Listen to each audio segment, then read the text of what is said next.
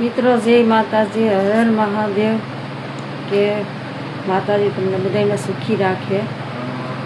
પણ હું એક વાત કહેવા માગું છું કે મને આજ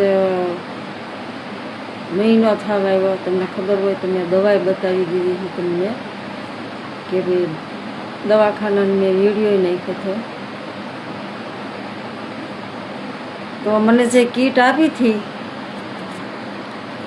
તો મિત્રો મને જે કીટ આપી હતી કે 15 દિવસની દવા હતી, સાંજ સવાર અને 30 હતી।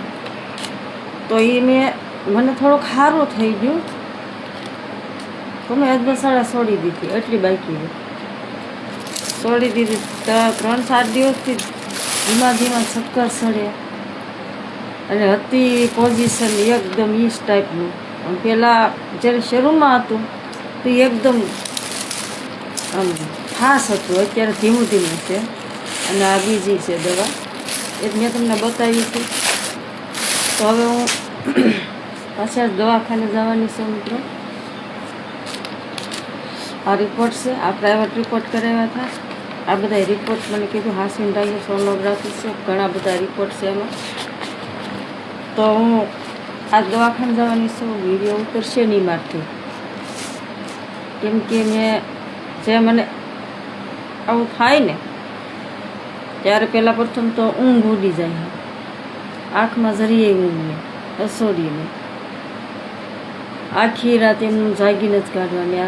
5:30 વાગ્યા, મારે આંખી જો 5:30 વાગ્યા, 5:30 વાગ્યા બિલકુલ જે ફાવતી હતી, જે હતી દવા વારંવાર હું લેતી હતી, મતલબ એને કહેવા પ્રમાણે। તો મિત્રો આ વિડીયો તમે જોઈજો અને જોવાનું ભૂલતા નહીં અને સપોર્ટ કરતા રહેજો તમે, કેમ કે તમારી વિનંતી તો તમે સૌ ફ્રેન્ડ્સ ફોલો, એટલે હું થોડીક આગળ વધું છું કે મારા વિડીયો જે જોવે છે, મને સબસ્ક્રાઈબ કરે છે, એનો ખૂબ ખૂબ આભાર હું માનું છું।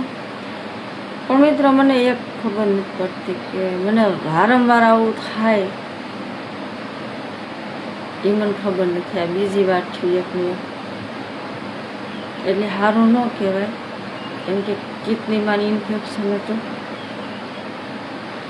અને માણસ બીમાર પડે, તાવ, શરદી, ઉધરસ એવું બધે હાલ્યા રાખે, કેમ કે મોસમ બદલે ને એટલે એવું તો થાય જ। પણ આ એક નવીન છે, પહેલાં હું બીમાર પડતી હું,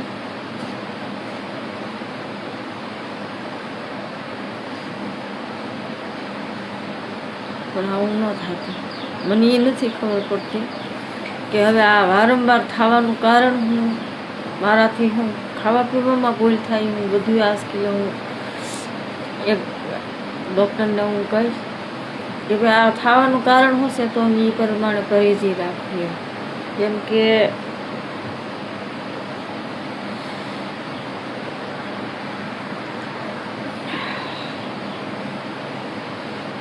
જય માતા।